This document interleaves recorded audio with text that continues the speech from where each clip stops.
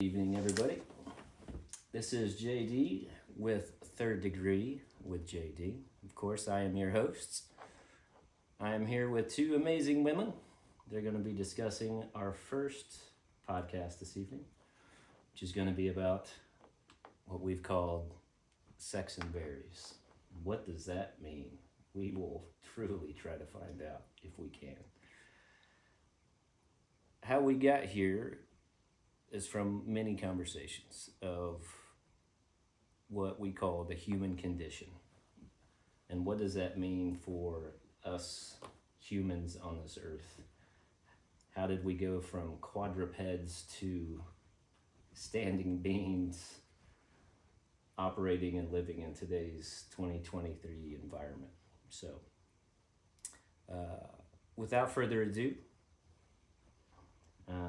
I have the brunette assassin here today. Also, Mrs. Renee Whitney, bringing those psychological operational powers to this conversation. I do appreciate everything that everybody will bring to this conversation, and I look forward to where we go from here. So, the flow for this, as with anything, is I want it to be free-flowing. We'll throw some ideas out and we'll discuss them and see where we go from there. So the idea for Sex and Berries came from a conversation that basically originated from like, hey, what does it mean to be a man in today's world? What does it mean to be a woman in today's world? What is masculinity? What is femininity? How has that been defined over time? How has that been defined for us over time by our environment, the people around us, our religions, our faiths, our friends, families? How has all of that shaped us as a society to where we are today? I think this leads to other conversations and other podcasts that we're going to lead into from here, which will really study what it is to be a man, which is where conflicted will go. Minimized, that's going to really look at the female form, femininity, and what does it mean to be that in today's society. And then, of course, we'll move on from there. So I would ask each of you before we get started, by all means, go ahead and introduce yourselves to the interwebs out there. Say hello, welcome to the world of Third Degree with JD. The questions will be tough. They will be hot.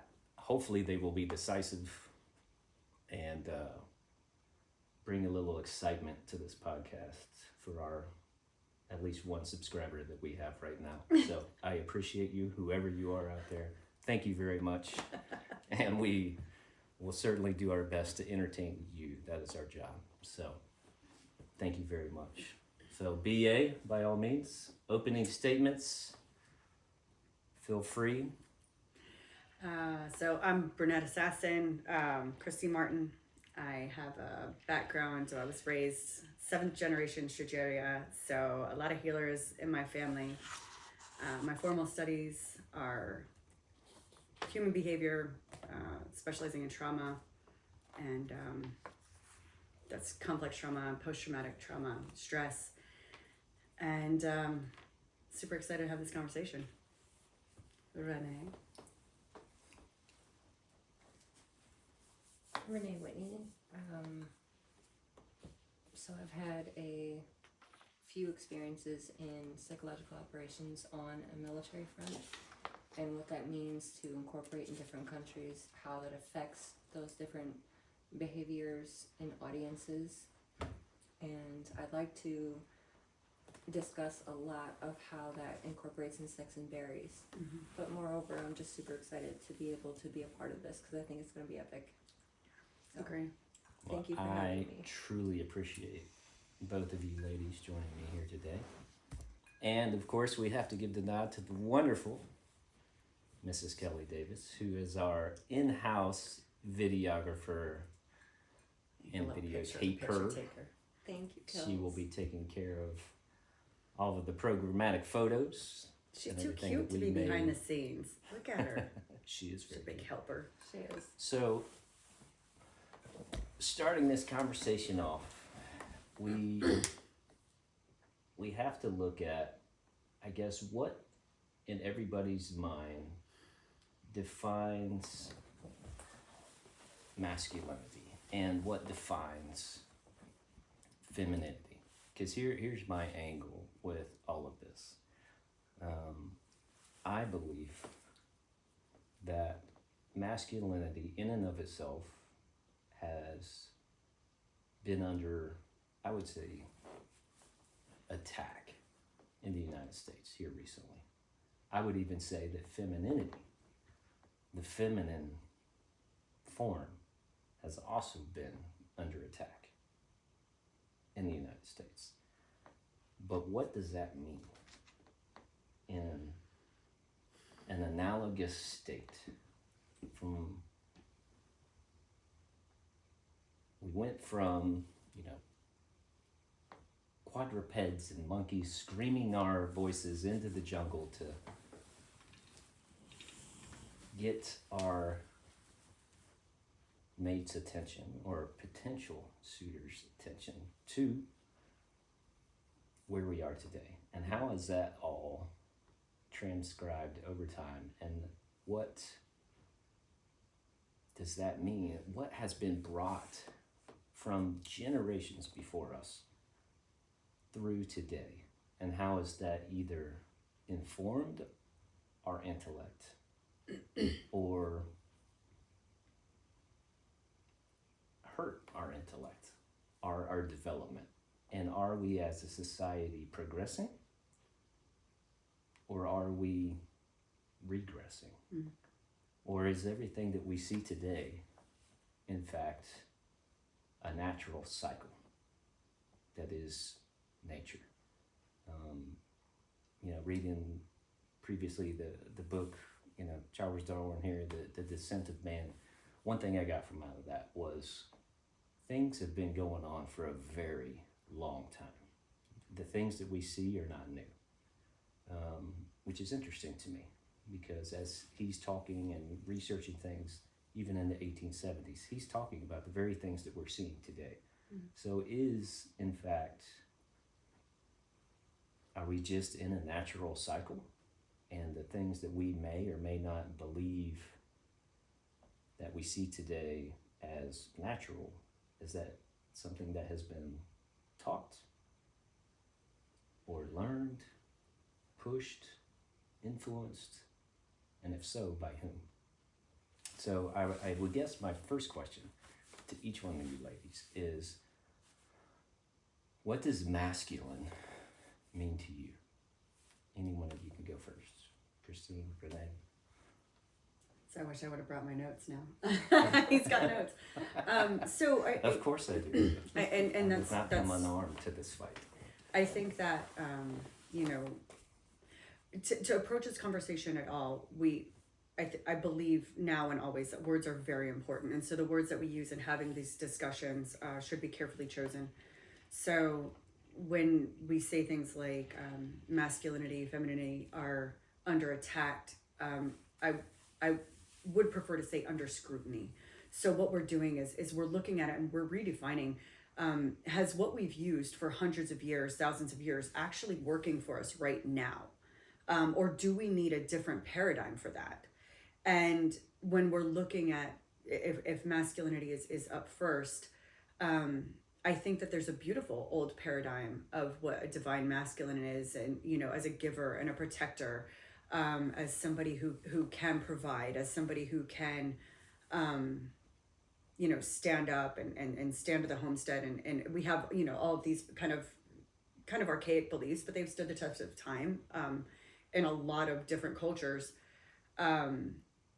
And now I think that because we live in such a luxurious society, something that we don't have a lot of information about previously, we're seeing some of the fundamentals of what was the masculine being chaired a little bit, being shelved a little bit, I think, and that we don't need as much protection, I don't think, as women. And the protection that we do need actually happens to be for most of the males we're around. And so, understanding what we view as healthy in a society where we have so much luxury, we have so much privilege, we have so many things handed to us. What is a healthy masculine person right now? So because we hear this all the time, that, privilege across, whether it's race or man versus woman, this and that, is our worldly privilege a positive net gain, or are we actually degrading society because we've become so privileged?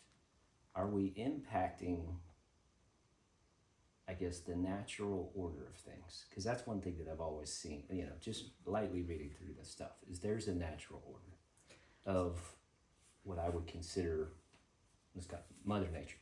So You know, a point that I want to hit on with that, because those are complex topics, right? To each and of Sure, itself, yeah, in and of absolutely. itself, are vastly proportionate on what that would mean for a society.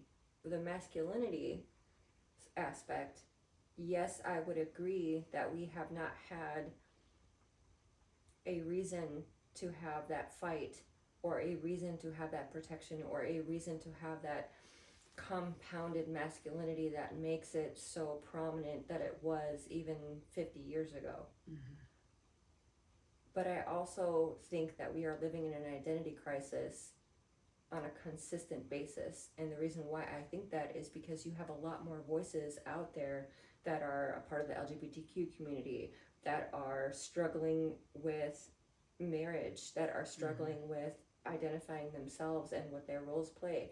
As women become more independent and more profound in their own professions, finding themselves, it makes it very difficult for the men to stabilize their own titles. And it's harder for women to help lift them up because we're constantly feeling stressed out that we're doing more than just one job, right? Well, and there's roles that even if they are subconscious, do you feel, as ladies, I can't answer this question, that is there, because all of those things that you just mentioned are exactly where this podcast is going. How does all of these things impact our daily lives? How does it impact marriage? How does it impact communication? How does it impact the very actions that men take, that women take, that, because I think we can all agree that toxicity is not subjective to one species, male or female. I think that exists on both sides. You can be just as much a toxic man as you can be just as much a toxic woman. And they can be just as much as a destructive force as either one. And if they're paired, there's a whole nother conversation. But all of those are kind of where this podcast kind of was born from, that human condition. What does all of this mean, and how does it impact us? And it's absolutely complex, because when you really start looking at it at the granular level, it really is. It's there's a lot there. And how does that impact our dating lives, our lives with our children, our communication with our children, our communication with our families, parenting? All of those things are impacted by,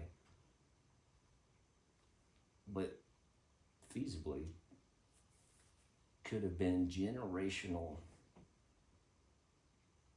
data points that have been plugged into this system that we have to now deal with. So what does that all mean to us as humans in 2023? How does that impact us? And I think that, in the end,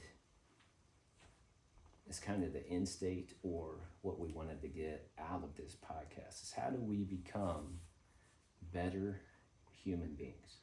How do we, because man, all you gotta do is turn on the TV, turn on the radio, it doesn't matter what it is. The things that you see today are how we treat each other as a society are mind-blowing, you know, from person to person, from community to community, from government to community, it doesn't matter. There is a deficit in care, I believe. And where did that spawn from? And how can we impact that as humans, as good people that we try to be? How can we do that? And how can we transform that and transcribe that into our relationships? So I'm extremely passionate about this one specific topic, but I actually want to hear what you have coming out of this, and I'm going to hold what I got with Keeping your cards close. yeah, Smart psychological operations. with a Never particular show your point, hand.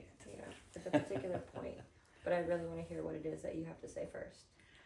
Well, I think it's interesting because we have such a fundamental loss of community, so it's really hard to have a baseline for such a big question like that. And I, can only use my personal experience, which is that I, have so many amazing women in my circle that work non-stop on themselves to be better, to do better, to communicate more, to work harder, to be better moms. They never stop. They just never stop. And I have also a large circle of men, and they just seem to struggle more with that. And I think, that the key thing was, you just said, turn on the television, and I don't see very many women doing that.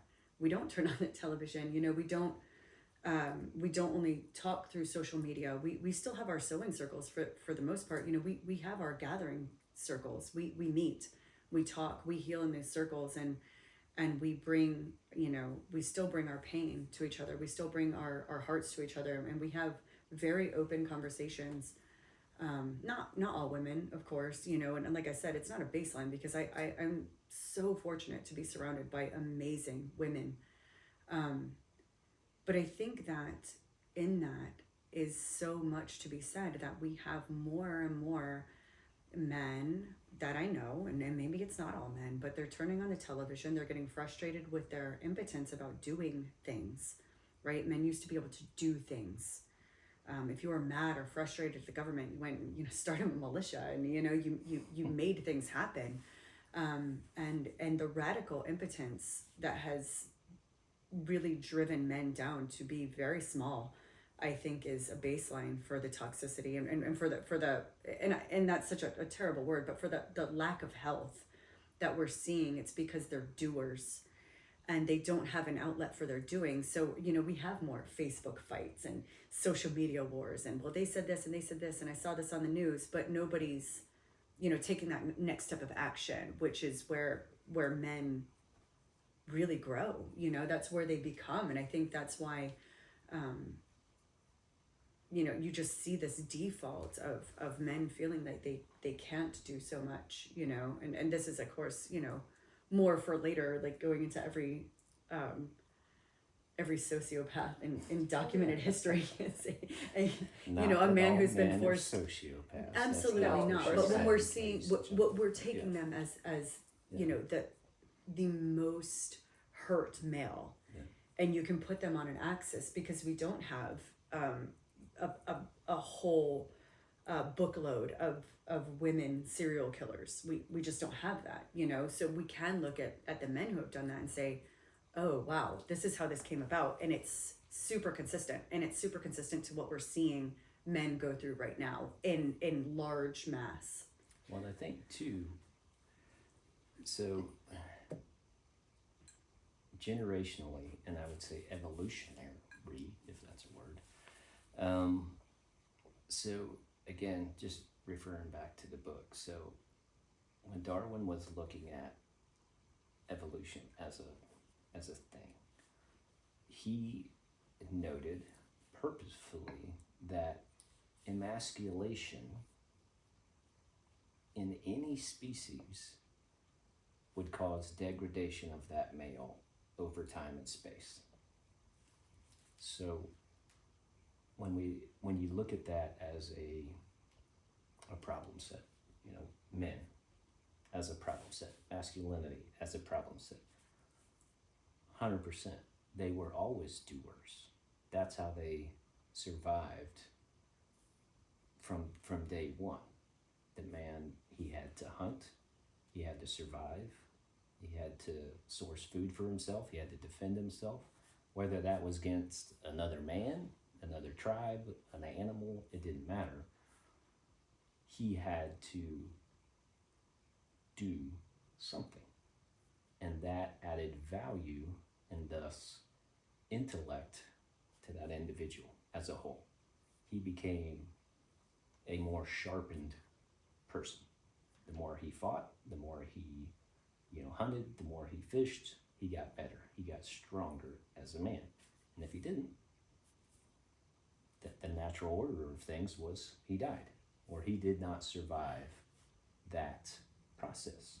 So as we have grown as humans, are we, as a society, emasculating men to the point that it's degrading their value, both mentally, physically, all of that? Like, one example that they got and was, as we matured from quadrupeds and all these things for his stuff, our canines reduced in size because, one, we never used them. We quit using them. So there was no longer a use for them. So they shrunk. If we, you take it, look at that one example. Okay, yeah, we no longer used our canines, which also, funny enough, changed our facial features. We went from these gangly toothed males to something that had a more regular form, which again, in turn, made men more presentable to the female form.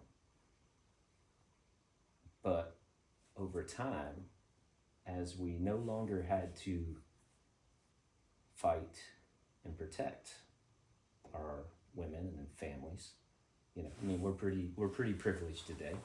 I don't have to worry, 9 times out of 10 that a tribal faction is going to come in and try to steal my wife away from me anymore. That's pretty much gone. Same for the women. They don't have to worry about being hauled off by another tribe and enslaved and taken to another husband. So with that, as we've grown as a society, become more privileged, getting back to your point, over time and space, is that why this identity crisis is manifesting more so now than I've seen in my life? So in my lifetime, I never imagined I would see some of the things that I'm seeing today. So is it just a natural progression or a natural understanding? A more heightened awareness? Is it that natural order? Or are we actually, through the things that we are doing within society, hurting the granular masculine form that is the doer, that is, because that gets to the root of it. And I think that does have an impact on men. It's an absolute, question, when there is a woman in the household. Maybe she's the money maker. I would have no doubt there's a study out there that shows that has an impact on men's mindsets, physically, mentally, how they handle that. So is what we're doing helping? What, like? So I would dissect that as best as I possibly could by bringing out the cards that I held to my chest earlier, by stating I had a very close-knit family growing up and it was toxic. Everything was for the family. You provided for the family. You gave to the family. But what I grew to understand at a very young age was that my grandmother was actually allowing my grandfather to climb into a hole and not be a whole of who he was. So with that example, it reaches back generations, as you stated. Now, I'm not going to go back to the Stone Ages with my example, but I think that we have had a perpetual problem in today's society that reaches back a few generations, where women and men were not on the same footing. Women, for a very long time, held up the pillars of a family and the home while trying to create and sustain their own identities. There was a cusp of revolution that pushed past this blockage to allow women a stronger voice, to have that strength to create consistency. But at the same time, you're right, men did not fully allow themselves to be branched out in a way that created their own independence on a consistent basis with their women. And I say their women because for a long time it was looked down upon in society where you could not be of a same-sex couple. Mm-hmm. You couldn't, whether you were male or female, it didn't matter. Mm-hmm. Men were driven to relationships of the opposite sex because it was what it was expected. Yeah. So that was the designated norm. Right. So as a society, men and women were not allowed, according to society standards, to really be who they were, whether they were more masculine or more feminine. They were looked down upon and therefore hidden. That didn't create a good standard for men in general, and that didn't create a good standard for women either. Now, getting back to your previous statement and question, specifically to men, I have seen examples where aggression has perpetuated itself in a relationship because they weren't allowed to be able to be who they truly were. Mm-hmm. And I have seen relationships where women and men both suffered in those relationships because they were not allowed, according to their own histories, according to their own families, according to their own social circles, they were not allowed to be who they were, and they did not have that bridge or that strength to build them up the way that they needed to be that great person that they were meant to be. Mm-hmm. It's hurtful because we live in a society currently that I think for the last 40 years we have had a certain standard, and we have tried to revolutionize that standard into our own identities. It has not created a benefit. It has created a breaking point. It's extremely difficult to look at a person who doesn't identify in your mold to say this person is the strong example of what we want as a male or a female. Because to be a woman, you're supposed to be feminine and dainty and cute. Never mind the sapiosexuals who are attracted to the brain. Never mind the strength that they have to birth children. Never mind the strength that they have day in and day out to help build up their family or their career or whatever stance they want to take. And the men are lost because they have been ingrained since day one. Well, you're supposed to provide for the family, you're supposed to take care of your family, you're supposed to have this great career, you're supposed to be the breadwinner, you're supposed to have this standard encapsulated in this cocoon. But when you break out and you become a butterfly, no matter what you do, it's not a perpetuated state, it's a one-off. Mm-hmm. So that doesn't allow for that independence or that creativity, and it leaves us broken. Mm-hmm. Definitely creates a problem, because in prior times, and the things that you are saying are 100%. I mean, that you could have read this book 100%. So in previous times, I mean, it's spelled out black and white. I mean, this isn't something new. There was a natural selection for sex over time and space. To no fault of their own, our ancestors all over the world wanted to be with the hot guy or the hot chick. You weren't hot, guess what? You got sold into slavery. Mm-hmm. Or, if you were of no value, typically younger babies that were female, you were discarded because you added no value to the tribe. So, and if anything, you would become a potential hindrance to the tribe because you could get pregnant, whatever. In their mind, there was no value there, so they discarded them.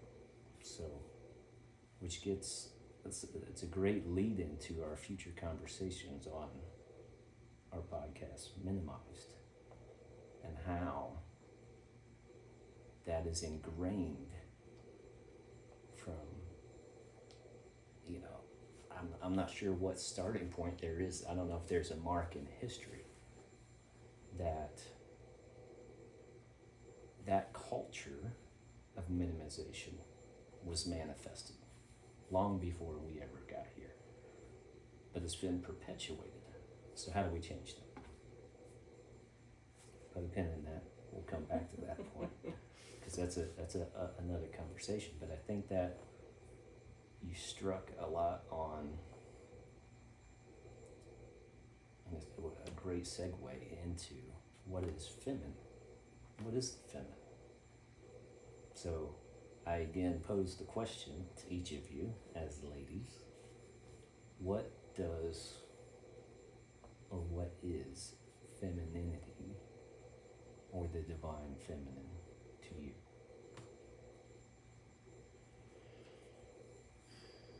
I think that's so much still in the works, just like I think that healthy masculinity is still something that's under so much subjugation, and it's becoming easier to define as a woman because we are working so hard to be healthy.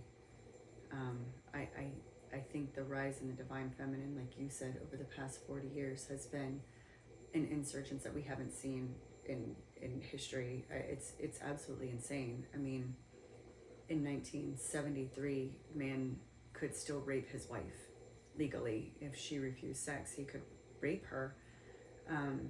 And to see in one generation women stand up and say, this will not be our story, because there's nothing that the men were doing at the time that we couldn't. And so we started to do those things. We worked, we earn, we raise kids by ourselves, we have fun with our friends, we take ourselves on vacations, we buy our own groceries and we pay our own bills, and we still thrive, we still learn, and we still gather, and we still create. And I think that is the most beautiful and absolute definition of what it is to be a healthy and divine feminine, is that we are unstoppable.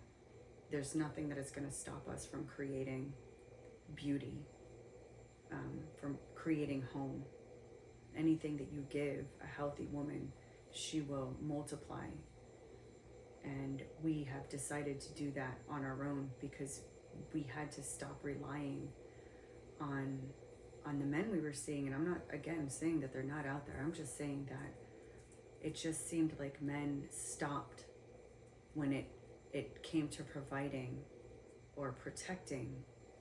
If that wasn't the definition of what they could do anymore, you mentioned it as emasculating, but we stopped looking for that old paradigm a long time ago, and we started looking for partners, and that's when we felt a lot of kickback, I think, from men, that they didn't want to partner.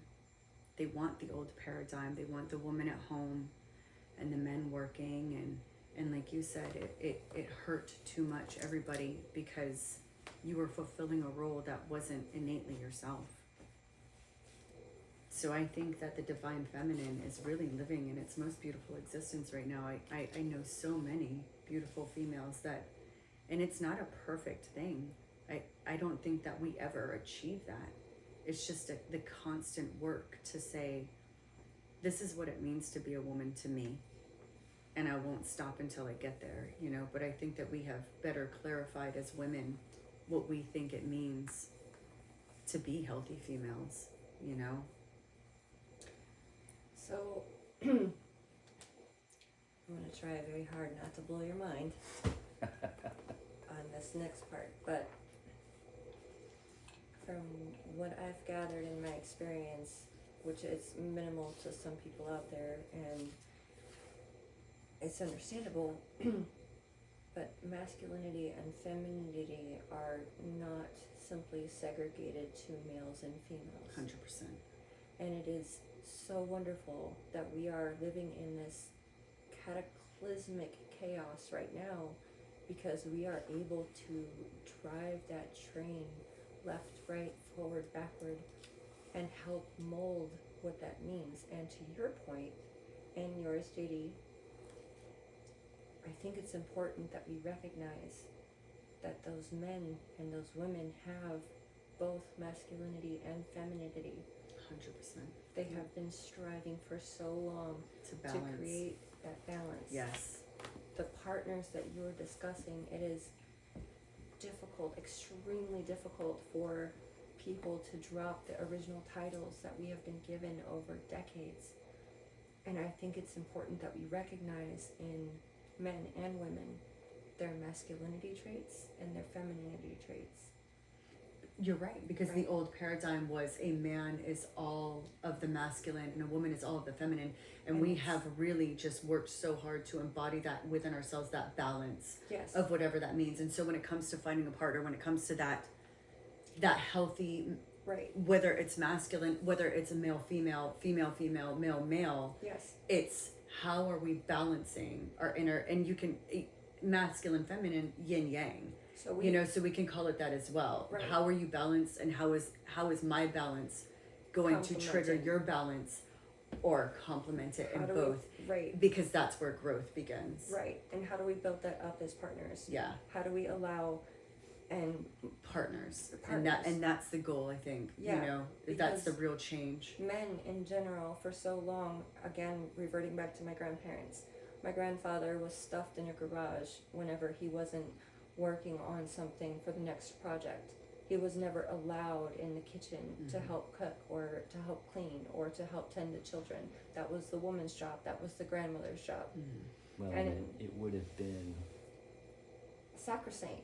sacrosanct, Yes, exactly, for the exactly. man, Right. if his buddies were around, But how many to go in and say, hey, hon, do you need me to shake off the beans? Right. But I mean, how that many would have men been- how many men have we seen in today's society pick up their child, kiss their cheeks and love on them and give them that appreciation and that adoration that their mom are at work and they aren't able to make it home to kiss their boo-boos or braid their hair, Yeah. right? Oh, yeah. So I think that we are living in a turning point right now, and it is crucial for us to have that moment to be able to witness that chaos. It is still chaos, and it is still hurt, and it is still floundering. But I think we as a society are supposed to build each other up into that partnership, and that's where we're Yes. going. Oh, absolutely. And again, what you guys are saying, you know, it's like you guys have seen this book. So, what's interesting? We may have read you Darwin may a time or have two. Darwin or two. You know, it's like, so what's funny is that you guys talk about partners, and one of the things that was, you know, this is 1870 that he was looking at, his 1860s that he was, you know, running around looking at stuff, and they were considering and seeing on a large scale what would they considered or what they would determine to be useful slaves is what women were.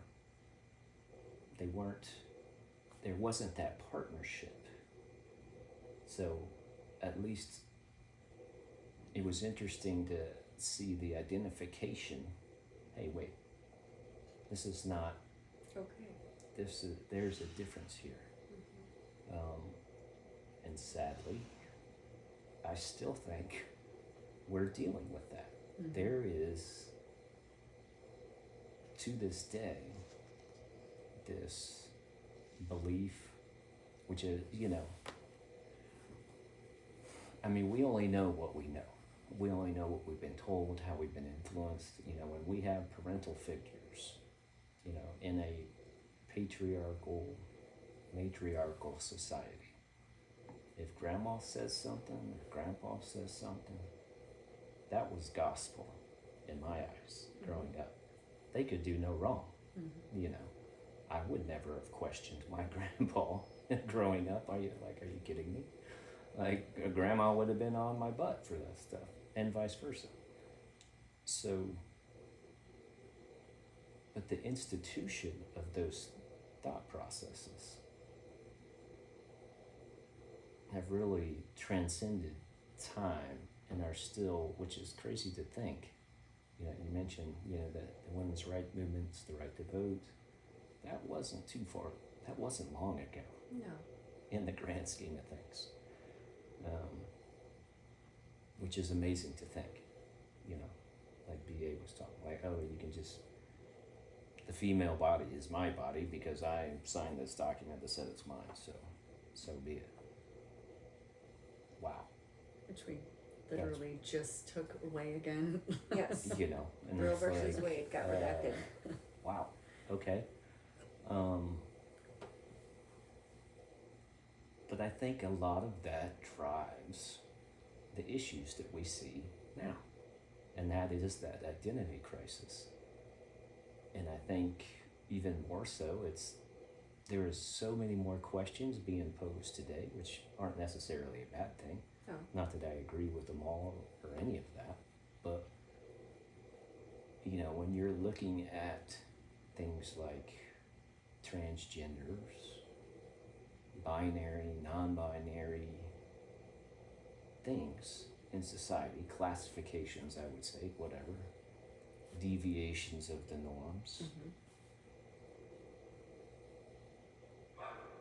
I think I think they cannot be divisive just because they are against the norm. Just like back in the 20s, it was against the norm for grandpa to go in and shake the beans in the sink. That Right. wasn't his place. He was supposed to be having a bourbon and a cigar. That's what he was meant to be. That was it. Nana took care of things. That was her job. She cooked the food, she did the things, she provided the berries to the feast, you know. So it's a fascinating subject of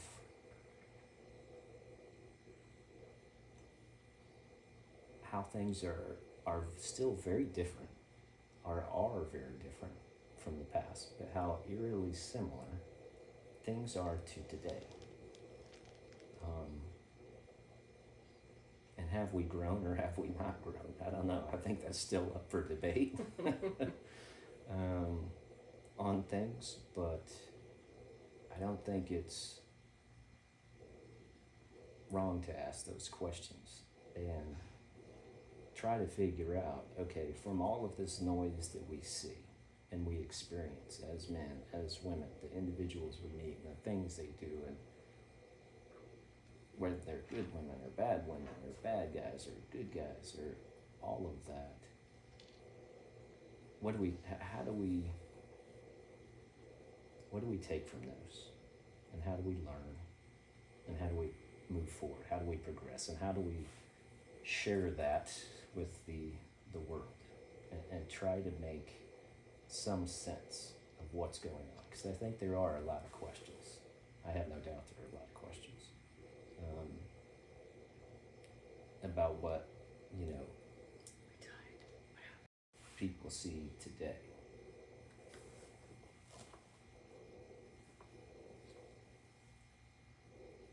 Just 1 second.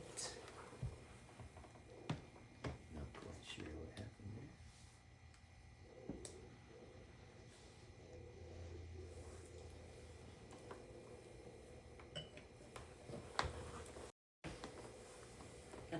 Well, welcome back.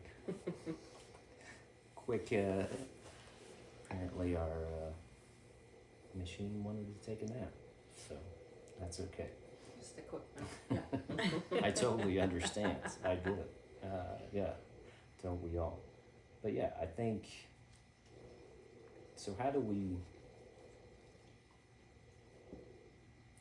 interpret, what masculinity is, what it's supposed to be, what does femininity mean, what does that mean, and how do we take that and improve upon it as individuals? Because there is a lot,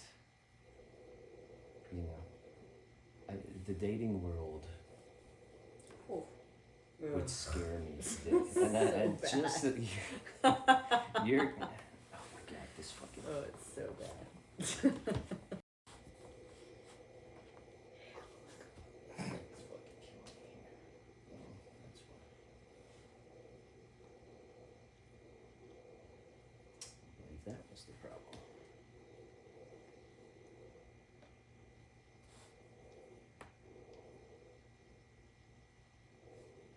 Yes, thank you. Thank you for joining us. Yes, thank you very much. Hey, what's a few glitches in the matrix, You know what I'm saying? That's another conversation though. Hopefully that's for future podcasts, you know what I'm saying? So,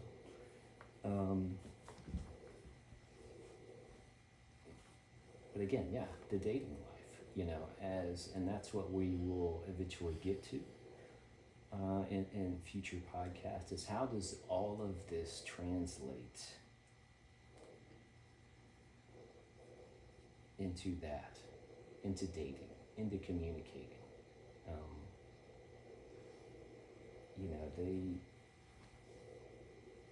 kind of laughingly sent out a picture of a conversation or a piece in the book that was, but it spoke to me, because women are always about communication. Mm-hmm. He never communicates. Motherfucker. I swear to God.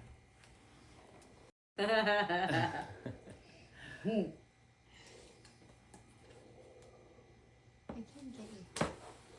Just watch a moment while I work this thing out.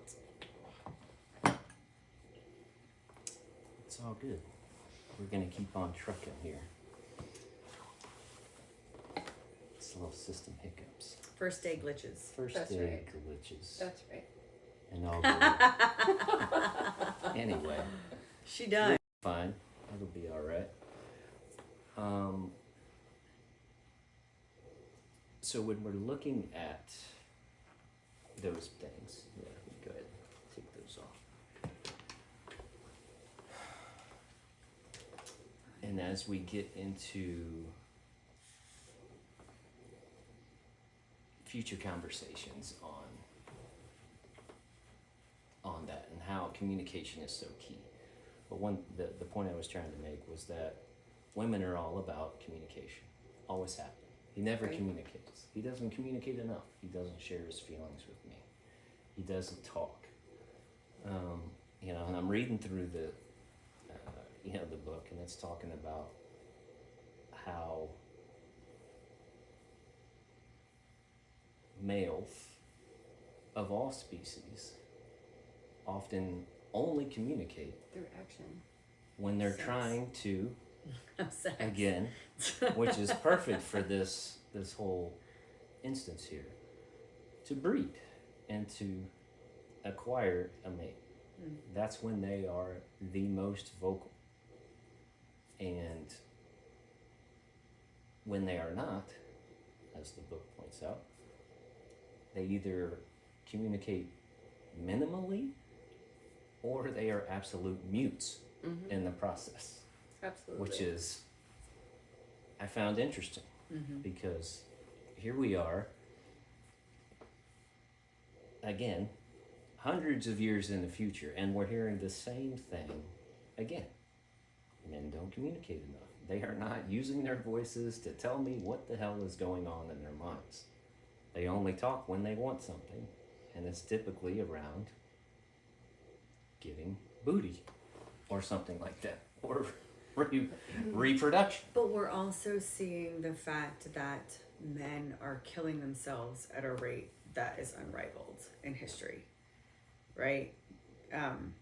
So the shift being that we as women have gone through an entire generation of redefining what we feel it is to be a woman, and to not have that taken from us. And I think the only way that you get there is by saying, I will forego a mate. I will forego the attention. I will forego all these things. And I will take the time to focus on myself and find out, what does Christine think it is to be a woman? What do I think it is to show up in my femininity or my masculinity? What brings me balance? And then from there, and only once I really define those things, because I mean, we as a people aren't doing that anymore. You know, we leaned so much on religion for so long to tell us how to be. And now that we're redefining it in ourselves, you have to go back to every single thing. Like, what do I think is moral? What do I think is okay? What is good? What is bad? What do I personally think, you know, is good? And then what do I bring to the table? What do I expect from a partner, right? So we're doing that as individuals more and more. And men as a whole, I think, are just stuck. They're stuck in that old paradigm, which is, I mean, in their functionality as a toddler, that's what you look at. A toddler and a teenager, you're looking at big emotions around the fact that you're asking them to do more. Right? You're growing up. We need you to do more.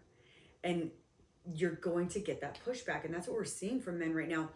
The thing about it is that we as women, if we really, really want the paradigm shift for a healthy, whole masculine, have to be ready to hold space for when we say, it's time to feel your emotions. It's time to just not be that stoic dude who doesn't feel anything, right? Because we're looking for partners now. It's not man and a woman. Like you said, you know, we're shifting to where we want partners. And if our partner is going to talk to us, then he has got to feel like it is okay to not have the world on his shoulders. He has got to feel like it's okay if he's missing a paycheck. He's got to feel like it's okay if he's not the most masculine dude in the room. Like, am I still attracted to you? Do I still want to take you home? Are you still my man? If you feel things that aren't just blank, you know, and we have to hold space for that as women. Yes. It is time for us to be strong enough for our men to feel their emotions, which is really, really hard. And asking them to do that is going to take years. I mean, that's going to take years. It took us, you know, over 100 years just from voting to being where we can hold down an entire household, right? We've taken over that paradigm essentially. And now we're going to, you know, it's time for us to step up and say, you can heal, and we can hold space for that. We're strong enough to hold space for you to sit down and be like, I feel things and they're huge and they're big and I need to cry and I need to talk about this. And it may not be anything we're trying to talk about, you know, it may be your childhood, you know, how you were raised, all these things, because we've been talking about that and it's hard and we know how hard it is. Yeah. But getting a man to open up, and that he's gonna have to be just surrounded by where it's- camaraderie. it's a paradigm shift for women now. As much as it was for man to watch the growth of woman as a partner, as a powerful form, now the inverse has to take place. So, and like you said, that could take it took years for society to take into account and grow, and we're still growing and still learning and still accepting, hey, that women can do all of these things. They can be the breadwinner. They can do the things that man can do. I don't think there's anything out there right now that I can think of that a woman couldn't do that a man can do. However, the inverse of that is now What's the place for societal men? women are now going to have to understand in order to accept the new man, the new masculine, which is not just, hunting, fishing, hammer, nails, analogous stuff to that. Stoic, no emotion, no nothing. You've asked for a change on multiple fronts. Multiple fronts. You've gained on multiple fronts. So now there's this shift of, in order to get to that absolute partnership and understanding, there has to be an understanding from the feminine side that, hey, there's a transition coming. There is a transition that must take place. Now, is that appropriate? I guess that question needs to be asked. Is that a natural progression of things? So there's two things that I kind of want to contribute to this, and I'm going to try to baby step it, because in no way, shape, or form do I speak for all women or all men. And being a man, I can't speak on the front of men except to say that I understand. I understand that I have absolutely no idea what it has been like to be a man, and nor would I ever want to. Perfectly comfortable being a woman, always have been, always will be. I'm very happy with that. But the cosmic subject that we are addressing right now, with how the shift is changing, and you're right to both of your points, we have sustained a perpetual growth in women that have advanced us to a point where we are thriving in today's day and age, and we are within our sewing circles, and we are within our communications, and we are getting stronger. But as men evolve, and as men grow, and as men reach their own titles, it is extremely difficult for them to reach a comfort zone. So I say all that to say there's two things that I wanted to address here. The first one is the lessons that we give to our children by the masculinity and the femininity. First and foremost, with my daughter, I teach her that you have got to fully love who you are before you can embrace that in another human being. Whether it is a male or female, it doesn't matter, or non-binary, or whatever titles they want to have or address. We as individuals need to understand who we are as an individual and love everything about who we are and what makes us who we are. It is vital to have our circles, it's vital to have our community, it's vital to have that bolstered positivity. But if it doesn't come from who we are internally, then we'll never reach who we are supposed to be as humans. And how often, really, if you think about that, and this gets at another segment of this podcast, which is the toxicity within parenting. How do we 3 or 4 segments for that. Right. how do we, outside of, just improving ourselves, that's one step in this process. But how do we then inform all future generations, to include our children, to understand those things. All of these things that we've been talking about. What does it mean to be masculine? What does it mean to be feminine? What are those rules? What is okay? What is not okay? How do they fit into that? I mean, when you look at that, did you have any of these conversations with your parents ever? Yes. You did? Yes, I did. Like, I know for me personally, like, you know, I went back and I tried to think of what is a moment in time where my parent taught me something or said, hey, Johnny, XYZ. Mm-hmm. Hey, Susie, XYZ. And we've had this conversation kind of, you know, I said it kind of offhandedly, but if there was a manual for how to be a good human or how to raise a human, how would that start? You know, page 1. What does it look like? You know, and I don't think that communication, which is another piece of this, occurs.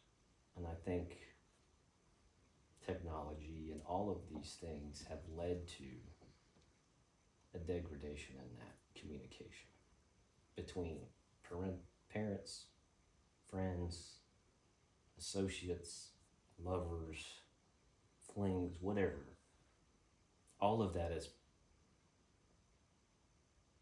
playing a part in this problem set that we see today, because though all of the things that we've been discussing is not being communicated about on a grand scale. Most people are just flying by the, you know, I would hope these conversations are happening. You know, sitting around the fire, husbands and wives are talking about things. Or husbands and husbands. Husbands and husbands, or whoever that is, that those conversations are happening. And I guess my question is, are they? So, to the manual part, there was a joke when you first become a parent, or even before, when you're in the conception portion and you just find out that you're pregnant and you're going to have a child. The number one joke of this manual that does not exist, because all of us are winging it. No matter how much education you get, no matter how much advice you get, you're going to screw something up. But the first manual paragraph in this book was, you are your worst critic as a parent, and not to be so hard on yourself, because we are our worst critics as humans. Mm-hmm. And we don't give ourselves enough credit for the things that we do. I'm not stating that every single human on earth is absolutely flawless and that we need to give ourselves a pat on the back. What I'm saying is we are going to mess up as humans. We're going to miss the mark. And the only thing that we have to go forward is to remember those mistakes, understand our history, reevaluate our history, go back into our history. Because it's often stated that if we don't do that, then we're doomed to repeat it because we forget it. And doing it, I think, with intention with our children is paramount. So, you know, when you have these young men and young women, you have these children, and I'm, you know, with you, I didn't have parents that taught me anything about how to be anything. You know, I raised myself, and so when my kids came, I had to take a very forceful look, inner critic too, but also say, I don't know how to do this. I'm not a good human, you know, so how the hell am I supposed to teach them how to be good humans? How do I do this? I know. This is Raise beyond kids. flawed though. You know, when I Yeah. had my daughter, I was a bad person, you know, and I can look at that and I can be like, man, you know, having her changed everything. I was like, I gotta be better for this, but I don't know what better looks like. And same with my son, you know, at that time, I couldn't tell them, this is what a healthy young lady, this is what a healthy young man does. I don't know, but what I can do is hold space for you as a human, your authentic human, however you came to be. My son is very, very emotional. He's very sensitive, but he's also a little badass, you know? So it's, you know, that diversity is already in him. And I just encourage that, like, hey, it's okay to cry. Also, like, cool, you killed a thing, you know, that's who he is, you know, and, you know, just being able to say, however you feel isn't wrong. I think that's just a big step in raising healthy humans, is to say, I don't need to raise a badass dude. I don't need to raise a boss ass female. I need to raise the kids I was given to be healthy human beings and to know, like you said, you have space to be whatever that looks like. Yep. You know, and if they dig chicks, if they dig dudes, like that's just orientation. That has nothing to do with whether they're good people or not good people, but it's teaching them from the beginning. You have to define what you think is moral and ethical. And once you do that, you base everything else around it. You have to know the consequences. Now, if this country believes something is moral or ethical and you do not, and you're going to do it, there are consequences, right? So you have to understand that. But raising them, like you said, to ask themselves, you know, and for me to say, are you comfortable being you? Right? Because I didn't have that space. And I still don't often know what that looks like. I have to ask myself that question constantly, but my kids don't. Yeah. Right? And so if they feel comfortable being them, that's, I think, a good step in the right direction. Yeah. Well, and I think that gets to the crux of everything that we've kind of been Discussing. leading to it and discussing, is that we are, the first recognition of anything is to recognize the problem and understand the problem, you know. And as humans, we have to realize, as parents, as individuals, as people, we're flawed. We are imperfect beings. So until we as a society understand that and quit trying to act like we are, and this fake, pretentious, you know, fraud that we kind of perpetuate across all kinds of, you know, whether it's with our friends, families, kids, these fake personas, and just own, hey, we are flawed people. We're flawed individuals, and making good people, making good humans, raising good children is and should be the focus. You know, as you grow as a person, be a good person. If you don't know what that is, Figure it out. figure that out, or seek to figure that out. Find the people that will lift you up and help you find your community, find your circle. But understand, again, at that granular level, we're all flawed. We've been flawed. The book shows us we're flawed. You know, there's plenty of books that show us how flawed we are as humans. So the question for you, JD, because like You know. you want to refer to the book a lot, and I think that we have very different books that we refer to. I think as women and people who have studied psychology. So like I understand his perception, you know, but I think the question is, do men feel like they have Acceptance. comfortable circles to have those discussions in?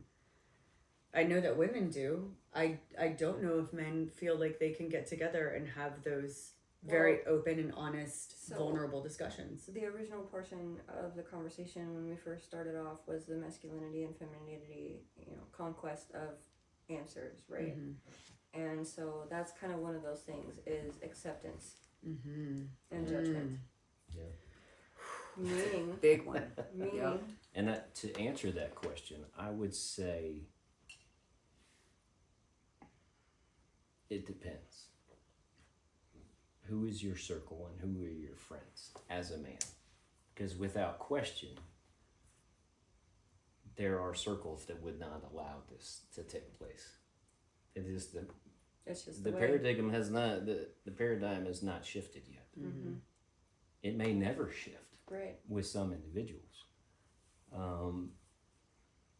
But I think that's what we're trying to achieve here is, hey, and what I think is somewhat transpiring within the military community with males and the whole force is, because it's perpetuated there too, that, Oh yeah. hey, you have to row That's your one and only job. Row. And keep rowing. Mm-hmm. No matter what. And I'm sure that is not just subjective to the military. I'm sure that is in many jobs across the force, wherever that is. Keep rowing. Row. That is your job as a man. We don't have time for Complexity. this. We don't have time for depth, complexity.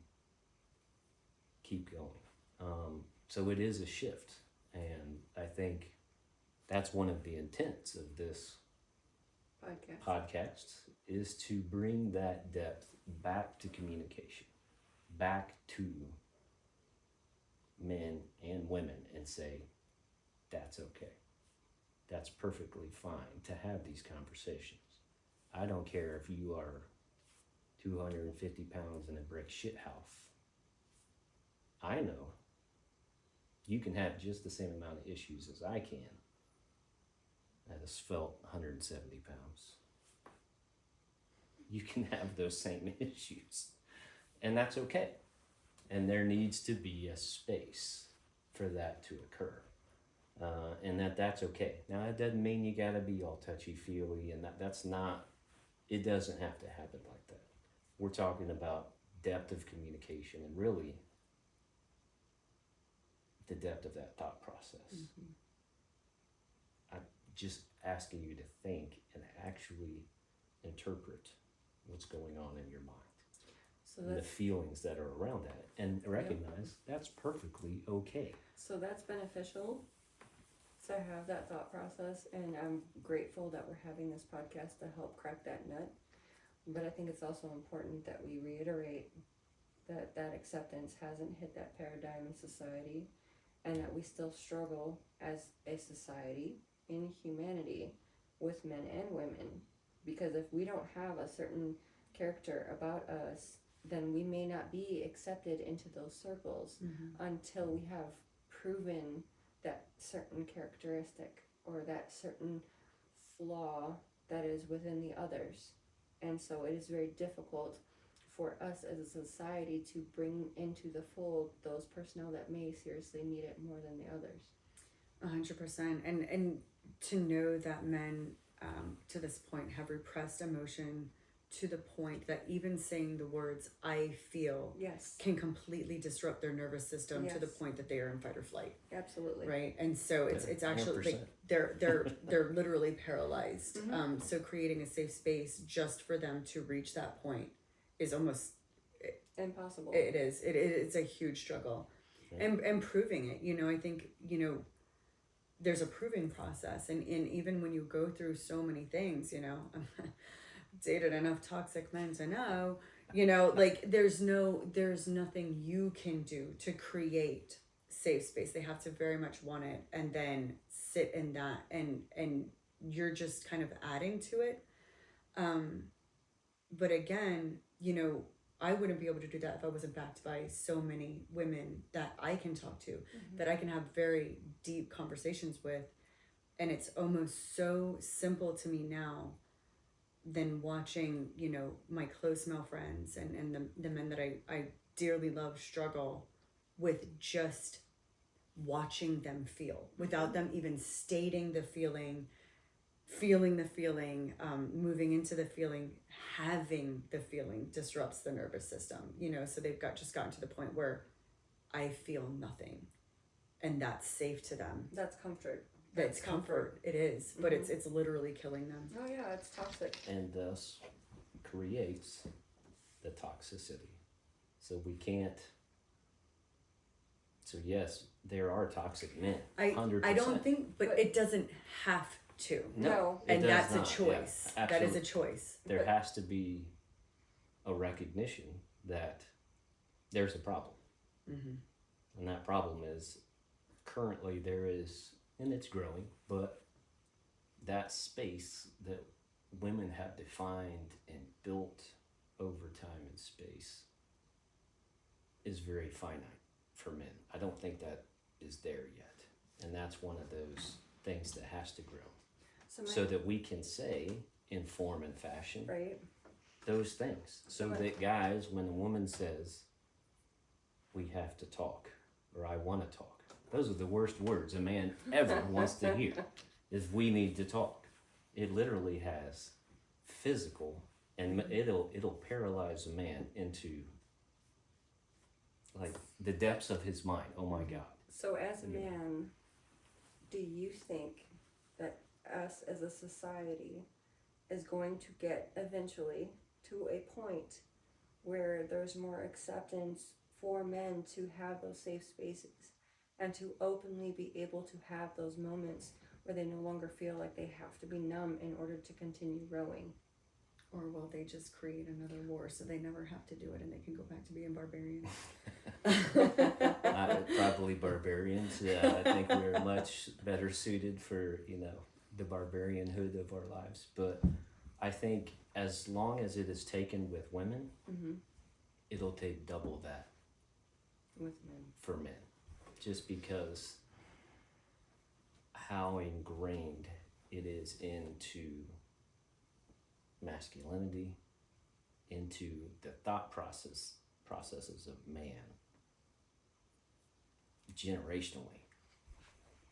And it's growing, it's improving. But you see it today. Any guy that talks about his feelings is instantly like, oh my God, This guy. he's got a man bun. It's, they instantly, we instantly start hacking away at that tree that like, no, that, he's touchy-feely, he's loosey-goosey, or he's only doing it for this reason or that reason,